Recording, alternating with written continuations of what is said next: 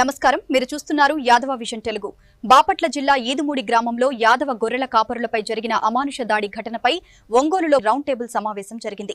2026 June 7వ తేదీన ఈదుమూడి గ్రామంలో యాదవ కులానికి చెందిన గొర్రెల కాపరులు వడ్లమూడి మధు, ఎల్లావుల అనిల్ పై భౌతిక దాడి, కులం పేరుతో దూషించడం, మహిళలను ఉద్దేశించి అసభ్యకరంగా మాట్లాడిన ఘటనను ప్రజా సంఘాలు ముక్తకంఠంతో ఖండించాయి. నాగులుప్పలపాడు పోలీస్ స్టేషన్లో నమోదైన 57/2026 కేసులో ఉప్పల సుబ్బారావు, ఉప్పల వెంకటేశ్వర్లు తదితరులను వెంటనే అరెస్ట్ చేయాలని ప్రజా సంఘాలు డిమాండ్ చేశాయి.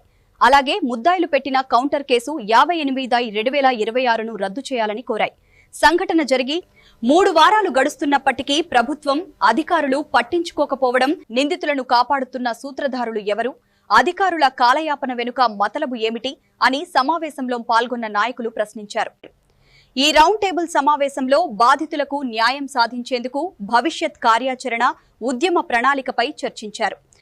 యాదవ మహాసభ రాష్ట్ర శతాబ్ది ఉత్సవ అధ్యక్షులు బొట్ల రామారావు అధ్యక్షతన జరిగిన ఈ సమావేశంలో ప్రజా సంఘాలు, రాజకీయ పార్టీలు, బీసీ సంఘాల నాయకులు, గొర్రెల పెంపకదారుల సంఘం నాయకులు పాల్గొన్నారు.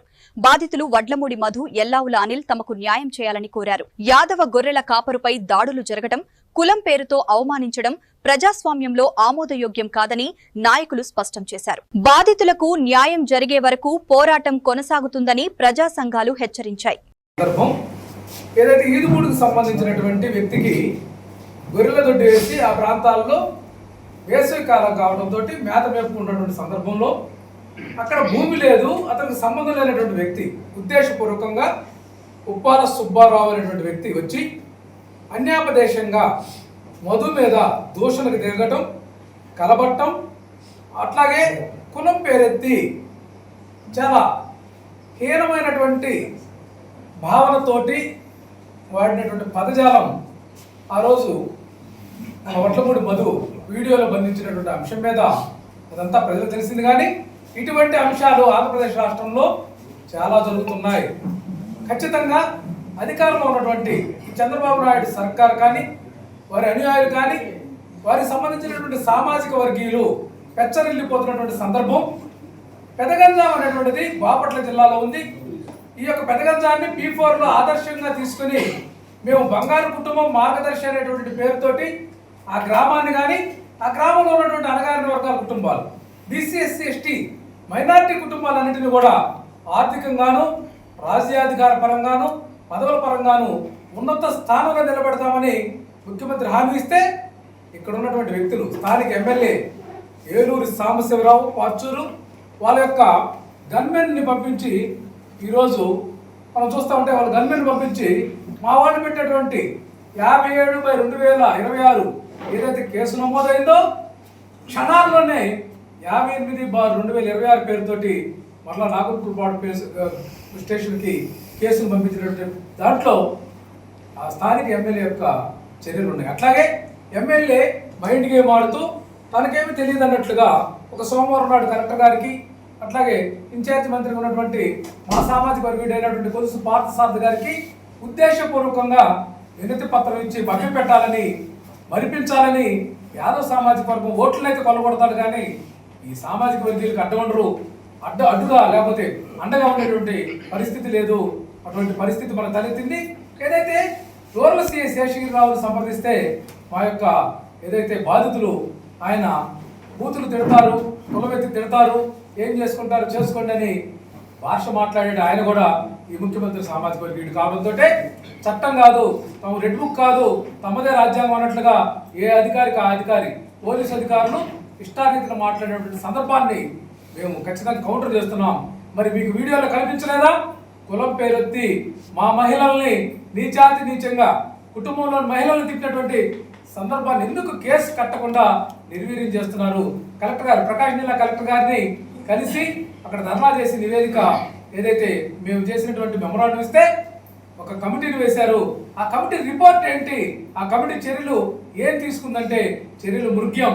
ఇప్పుడు 3 వారాలు గడుస్తున్నా బాధితుల పక్షాన ఏమాత్రం న్యాయం జరగలేదు. ఎవరైనా సరే ప్రజా సంఘాలు కానీ, లేకపోతే కుల సంఘాలు కానీ, ఈ రాష్ట్రంలో ఉన్నటువంటి వివిధ అఖిల పక్షాలు వెళ్ళి బాధితులను కలిసి పరామర్శిస్తుంటే వీళ్ళకి కంటగింపుగా ఉంది. ఈ ప్రభుత్వం ఈ ఉద్యమాన్ని అణచాలని ప్రయత్నం చేస్తుందనే దానికి ఉదాహరణ ఈ రోజున పెదగొల్లపాలెంలోని యాదవ్ పెద్దల్ని పోలీస్ స్టేషన్ పిలిపించడం చాలా దుర్మార్గం. ప్రభుత్వానికి హెచ్చరిస్తున్నాం. యాదవ్ సామాజిక వర్గం ఓట్లు మీకు కావాలి. యాదవ్ సామాజిక వర్గం యొక్క మద్దతు మీకు కావాలి. వీళ్ళని అణిచివేయాలి, వీళ్ళని దుర్భాషలు ఆడాలి, వీళ్ళని వాడుకోవాలని చూస్తే ఈరోజు ఎవరు మంచిగా చూస్తారు తప్ప ఓట్ల రూపంలో మరలా మీకు తిరిగి గుణపాఠం చెప్పడానికి సంసిద్ధంగా ఉన్నారు. గొర్రెల కాపరుల యొక్క హక్కులు ఉన్నాయి. గొర్రెల కాపరులకు సంబంధించినటువంటి హక్కులను హరింపజేసి మీరు చేస్తున్నటువంటి వివాదాలు, మీరు చేస్తున్నటువంటి దందాలు బానిసలుగా పాలేరులుగా మార్చాలని మీరు చేస్తున్నటువంటి ప్రయత్నాలు ఇక ఏమాత్రం చెల్లవు. కుంటలు మీవి కాదు, పోరంబోక భూములు మీవి కాదు. మేతా హక్కు చట్టాలు ఉన్నాయి, మేతా హక్కు జీవోలు ఉన్నాయి. వాటిని విస్మరించి ఈరోజు మీరు ఆడిందే ఆట పాడిందే పాటగా చేస్తున్నటువంటి విధానం సరికాదు. ఖచ్చితంగా 57/2026 చినగంధం ఏదైతే నాగర్పూర్పాడు పోలీస్ స్టేషన్లో నమోదైనటువంటి కేసు స్థానంలో ఖచ్చితంగా ముద్దాయిలను అరెస్ట్ చేయాలి. ఉప్పాల సుబ్బారావు, వెంకటేశ్వర్లు తదితరులు వెంటనే అరెస్ట్ చేయాలి. ఈడుమూడి ఘటనలో పాల్గొన్న ఏదైతే తెలుగుదేశం పార్టీ కార్యకర్తలందరూ కలిసి తెలుగుదేశం పార్టీ కార్యాలయం ఎదురుగా నిలబడి వీళ్ళందరూ కూడా మా యొక్క యాదవ గొర్రెల కాపరులను అడ్డగించి చొక్కాలించి కొట్టారే, ఆ ముద్దాయిల మీద కూడా వెంటనే పోలీసులు కేసు నమోదు చేయాలి.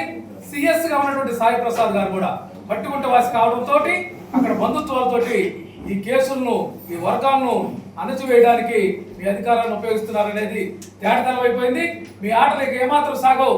రేపెల్లుండో వివిధ పక్షాలు, రాజకీయ పక్షాలు పెదగొల్లపాలెం సందర్శిస్తుంటే మీరు కంటికింపుగా ఉండి ఈరోజు మా పెద్దలను మళ్ళా పోలీస్ స్టేషన్ పిలవటువంటి ముద్దాయిలను, నిందితులను వదిలిపెట్టి ఏదైతే బాధితుల్ని మళ్ళా బ్లాక్మెయిల్ చేయటం, ఇబ్బంది చేయటం, హెచ్చరించడం మానుకోవాలని ఈ సందర్భంగా తీవ్రంగా హెచ్చరిస్తున్నాం. ఈదుమూడి ఘటనపై మీ అభిప్రాయాన్ని కామెంట్ చేయండి. యాదవ విజన్ తెలుగుని ఫాలో చేయండి, లైక్ చేయండి, షేర్ చేయండి.